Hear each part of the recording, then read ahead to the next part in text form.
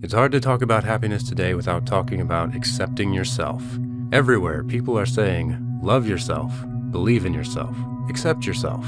Don't be unsatisfied or unhappy with who you are. You are enough, whether on social media or home decor. The message is, accept who you are. But it may surprise you to learn that this idea of self-acceptance is relatively new. For most of human history, especially in the West, almost all philosophies and religions stressed the importance of changing yourself in order to accept the world around you. There was at least some idea that the individual was flawed and needed to be changed, or redeemed, or saved. But that all changed when American thinkers discovered Eastern philosophy and religion, particularly Hinduism, which seemed to blur the lines between the world and what we call the self. The self was one with everything, according to Hinduism. And this had the effect of making the self the ultimate entity in reality, or even the ultimate reality itself. Take, for example, these lines from the Isha Upanishad. Those who see all creatures in themselves, and themselves in all creatures, have no fear. Those who see all creatures in themselves, and themselves in all creatures, know no grief. How can the multiplicity of life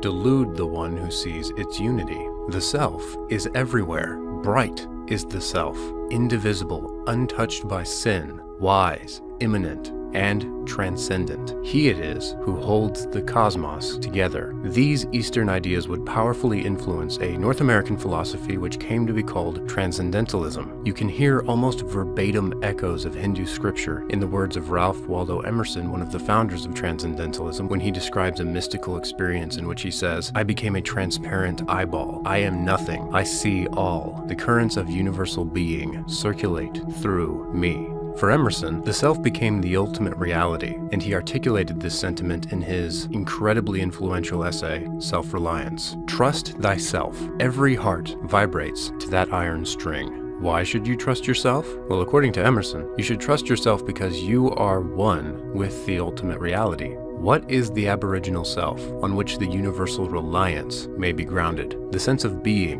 which in calm hours rises, we know not how, in the soul, is not diverse from things, from space, from light, from time, from man, but one with them, and proceedeth obviously from the same source whence their life and being also proceedeth. We lie in the lap of an immense intelligence, which makes us organs of its activity and receivers of its truth. If the self draws its being from and is powered by ultimate reality, then there is only one way to live, and that is, I must be myself.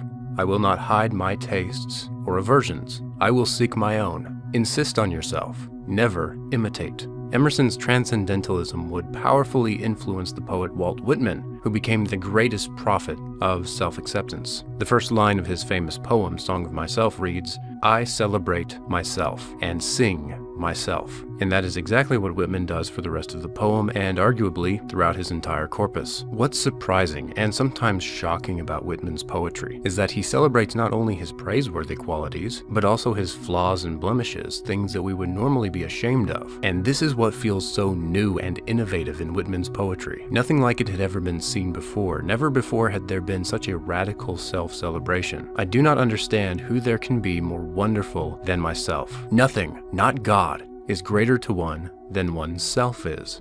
And this is where happiness begins to come in. What's interesting is that by celebrating himself, Whitman achieves the sense of fullness, which we call happiness. And who has been the happiest? Oh, I think it is I. I think no one has ever been happier than I. When you read his poetry, you realize that Whitman has no unsatisfied desire. He has everything he wants. He is full because he loves himself just the way he is. Moreover, for Whitman, celebrating himself meant celebrating the whole world. One of the great geniuses of Song of Myself is that Whitman virtuosically shifts between celebrating himself and the world. He merges himself with other people so that his experience is the experience of other people and their experience is his. He becomes the schoolboy, he becomes the soldier on the battlefield, he becomes the midwife or the woman on the other side of the world. Inspired by Eastern philosophy and transcendentalism, he erases the line between himself and the world. Whitman accepts and celebrates absolutely everything.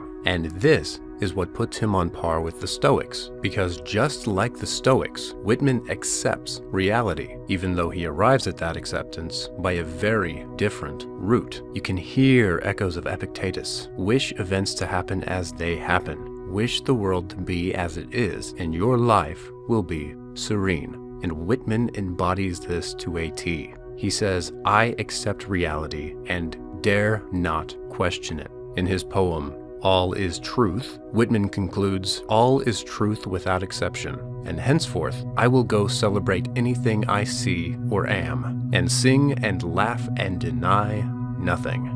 Unfortunately, I think this mindset of accepting all things as they are is difficult for most of us to swallow, whether it comes from Whitman or the Stoics.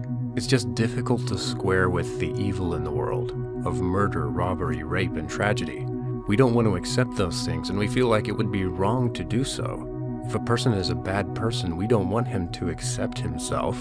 We want him to change, to recognize that there is fault in him. But I think that this tension is really only symptomatic of a deeper problem with Whitman's vision, namely that Whitman does not present a coherent philosophy at all. One of the most famous lines from Song of Myself is, "Do I contradict myself? Very well then, I contradict myself. I am large, I contain multitudes." Whitman is difficult to make sense of, and I think he gives us a vision that is ultimately impossible to realize. When a philosophy or vision is unable to fit together, it inevitably falls apart. Whatever appeal Whitman's poetry has is not strictly rational, but chiefly emotional. He beguiles us with snippets of imagination. There may be no greater example of a writer who has had so much influence not by what he says or by the logic of his thinking, but by how he says what he says. He gives us the world we want, rather than the world that is, and he does so on a powerful torrent of words that many of us feel the force of, reminding us that great writers and speakers often have more influence than great thinkers, simply by virtue of writing and speaking well, with force and beauty. And Whitman has been staggeringly influential. Even if we don't want to accept the world as it is today, we still want to accept ourselves. We take the snippets of Whitman's poetry that appeals to us and we apply it where we want. There has arguably never been a society more self-oriented than modern society. More than ever, people seek happiness not by changing things or changing themselves, but by accepting themselves. Unfortunately, much like Whitman's poetry, any effort to truly accept yourself ends up being fragmentary and incomplete. We would like to accept ourselves, but often we feel like we can't. Perhaps on a deeper level, we feel like we shouldn't, that we have no right to accept ourselves. And when the parts cannot fit into a whole,